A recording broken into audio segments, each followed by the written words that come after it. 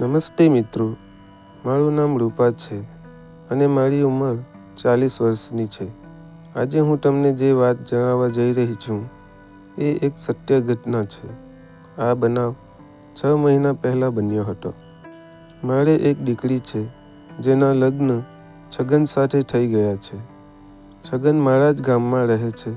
એક દિવસ અચાનક હું છગનના ઘરે ગઈ. મારી પાસે તેના ઘરની એક ચાવી પણ છે કારણ કે હું અવારનવાર તેના ઘરે જતી હોઉં છું. મારા જમાઈ છગન અને મારી દીકરી પાયલ બંને સરકારી ખાતામાં નોકરી કરે છે. આજે રવિવારનો દિવસ હતો એટલે બંને ઘરે જ હતા. હું તેના ઘરે પહોંચી અને મારી ચાવીથી ઘરનો દરવાજો ખોલ્યો. છગન અને પાયલ બંને પોતાના રૂમમાં લૂડો રમતા હતા અને આનંદ કરતા હતા. દરવાજો ખુલ્લો હતો એટલે મેં તેની રમત, તેનો આખો કાર્યક્રમ જોઈ લીધો. આ જોઈને હું ભાન ભૂલી ગઈ. હું એકદમ પાગલ થઈ ગઈ કારણ કે હું ઘણા સમય પહેલાં વિધવા થઈ ગઈ હતી. મારા પતિનું અવસાન થયું તેને ઘણો સમય થઈ ગયો હતો એટલે મેં પણ ઘણા સમયથી લૂડો રમવાની મજા નહોતી લીધી. જે મજા અત્યારે તે લોકો લઈ રહ્યા હતા. હું દરવાજાની પાછળ ઊભી રહીને તેને છુપાઈને જોવા લાગી. ત્યાં જ અચાનક મારા છગન જમાઈ મને જોઈ ગયા એટલે તેણે તેની રમત અધૂરી મૂકીને મારી દીકરીને કહ્યું, "અરે જાનુ, બહાર જો, તારા મમ્મી આવ્યા હોય એવું લાગે છે." મારી દીકરી બહાર આવી. હું અને મારી દીકરી રાજી ખુશીથી મળ્યા.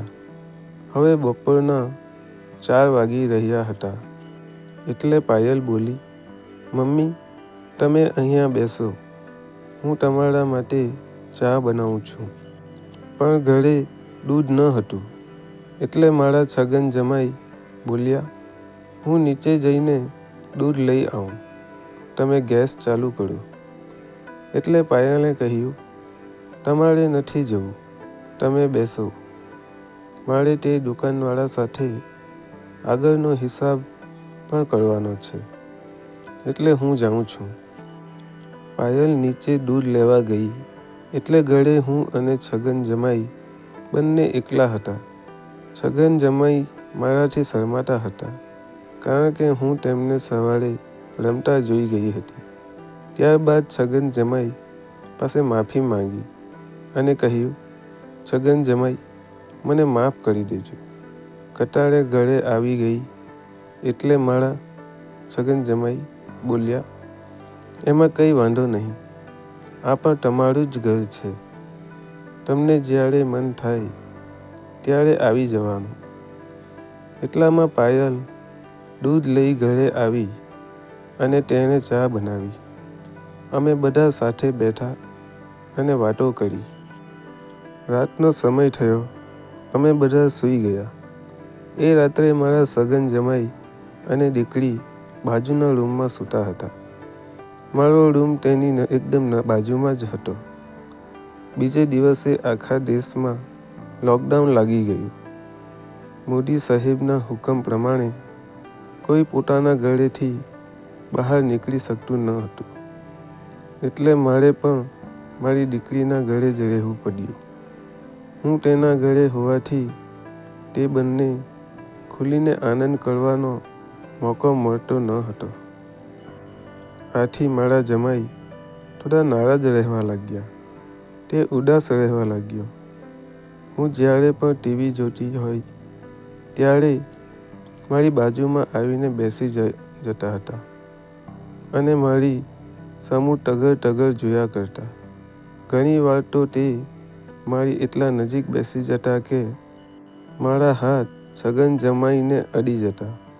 તેની આ બધી હરકતોથી હું સમજી ગઈ હતી કે હા, આ મારા બેટાને જ્યારે મોકો મળશે ત્યારે મને મૂકવાનો નથી.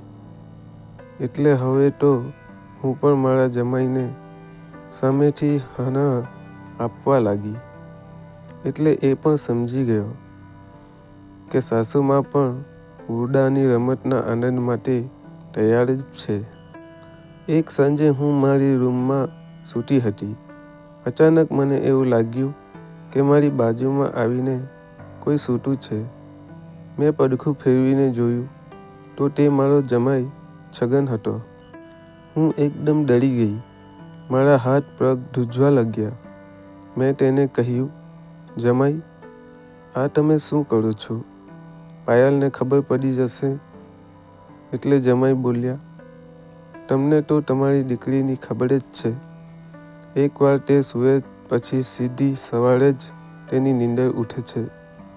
ત્યારબાદ તે બોલ્યો, પાયલ હવે નહીં જાગે. તેની ચિંતા તમે ના કરો. તમે ખાલી મને સાથ આપો. હું પણ ભવથી ભૂખી હતી. મારા ખેતરમાં પણ ઘણા સમયથી વરસાદ નોંધાયો ન હતો. માટે હું મારા મનને રોકી ન શકી અને મેં કહ્યું, હા, આજે મન મૂકીને વરસો મારી વાડી લીલી કરી આપો. ત્યારબાદ અમે રોજ મોજ કરવા લાગ્યા. પણ અચાનક મારી દીકરી એક દિવસ અમારા રૂમમાં આવી ગઈ. ત્યારબાદ જે થયું એ હું તમને મારી કહાનીના બીજા ભાગમાં જણાવીશ. મિત્રો, વિડીયો પસંદ આવ્યો હોય તો વિડીયોને લાઈક અને ચેનલને સબસ્ક્રાઈબ જરૂર કરશો. વિડીયો પૂરો જોવા બદલ તમારો ખૂબ ખૂબ ધન્યવાદ. જો મિત્રો તમને આવો મોકો મળે તો તમે શું કરો? કમેન્ટ બોક્સમાં જરૂરથી જણાવજો.